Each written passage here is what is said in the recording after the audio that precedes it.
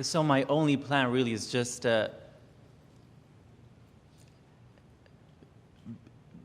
be and happy. yes.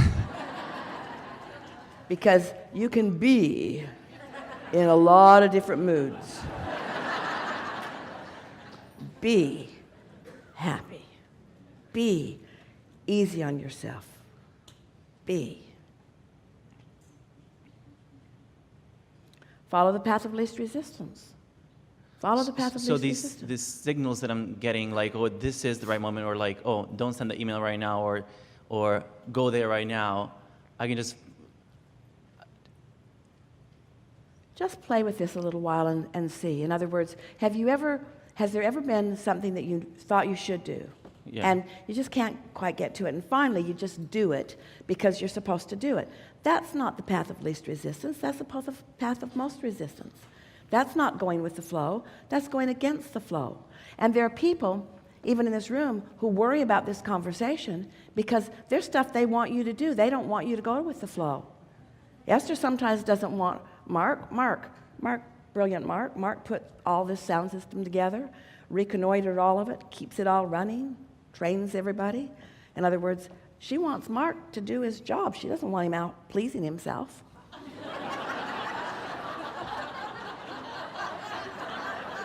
What she really wants is Mark to be happy in the co-creation that they're doing together. And she believes that she can have it all. She believes that she can have a really productive, creative, genius, thinking on his feet, always knowing what to do Mark, who's happy. And isn't that how he's the most happy?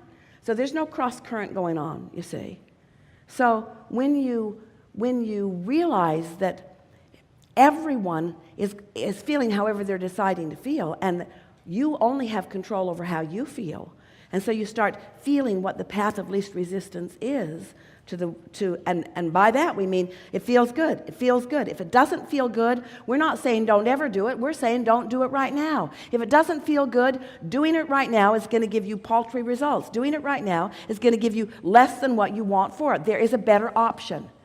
And employers and parents and mentors all over the world, hearing that might worry. Well, we've just wrestled them to the ground. We've just got them convinced that they should do these things because we need them to do these things.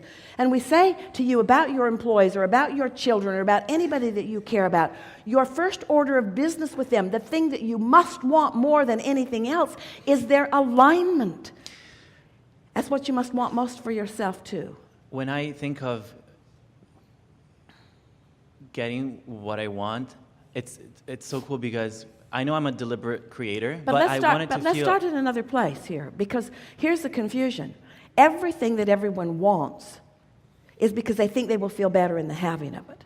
So what you want is an emotional manifestation, which you have the ability to produce without the physical trappings.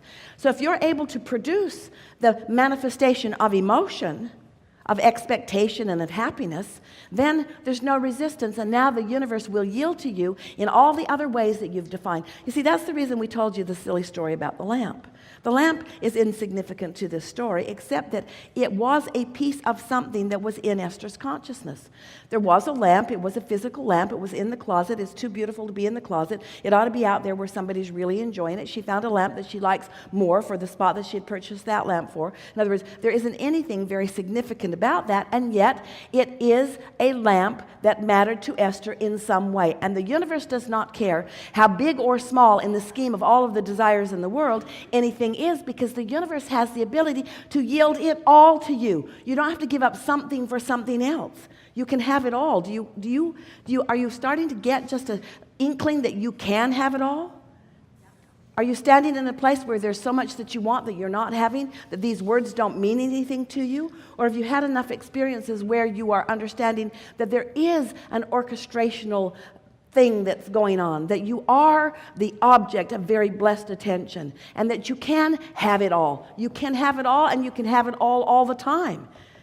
You just have to care about your mood first, and then watch everything else come into alignment. And it feels so good when it happens. I don't want to say in an unexpected way, but it's sort of magical, and it's just much more enjoyable. And like my ride here, were just so much better than a planned ride would have been. It was just... Well, don't misunderstand, that was a planned ride. You're just not understanding when you made the plan. You see, you've been making the plans. You feel the vortex full of your plans. The plan is there, and the source within you has the ability to know the plan that you've made. But you keep messing up your own plans by trying to micromanage everything, and by too often saying what you don't want, which holds you in a vibrational resistance to what you do want. So now let's go back to this lamp story. Everything around that was fun. Esther was with the most fun person she knows, talking about another most fun person she knows. They had gone irresponsibly to a place that's really fun for Esther to be. And they were playing with the other fun people who were in the shop who always liked to see Esther come. So it was fun, fun, fun, fun, riding on a current of fun. Everyone around was sort of swept up in the fun. When Tracy walked into the store, she looked like an angel. Her hair is blonde and she is beautiful, and it's cold outside, and she came in and fun, fun, fun. The conversation is just fun and loud. Fun, fun, fun, fun, fun, fun. In other words, the perfect environment, like a petri dish that has been created especially for the explosion of lovely things. And there are so many other things that took place in there that we won't take the time to talk about. But in other words, you want to create for yourself this environment where, and clearly you did it, what you are living today is an example of that.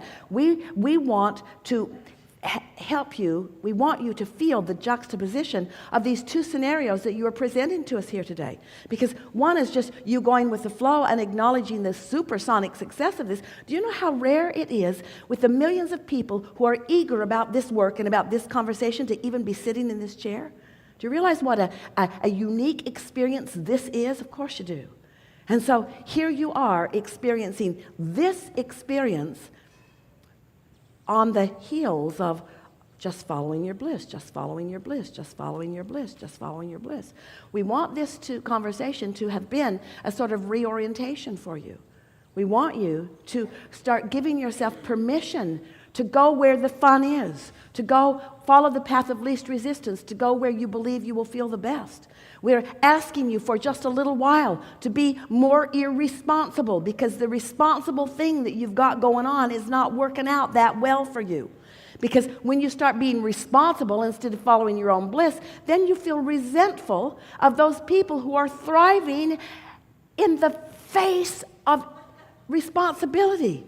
The most irresponsible people you know are thriving the most. That's just not fair. Those basketball players, how dare they follow their dream and make millions of dollars? Those dropouts of college, or those that never went to college, Bill Gates, how is it that he could follow his bliss and just do what feels good to him? How dare he thrive when the rest of us are following our responsibility and doing what we're supposed to do and keeping the rules? And we say, there are some rules and some laws that your gut has been pointing you toward, that as you start listening to the way you feel, get on a rampage of fun for a little while and watch what the universe yields to you. And show yourself the ability that you have to get rid of doubt before it starts tomorrow by staying in a happy, feeling good mood. Watch how traffic treats you and others treat you. Watch how you rendezvous with people. Watch how the nice people of the planet find their way to you. Watch how you move around in a sort of bubble of well-being while the rest of the world is doing whatever it's doing that's none of your business. Really good conversation. Yes, thank you. Yeah. That was fun. We think this is a really good time for a segment of refreshment.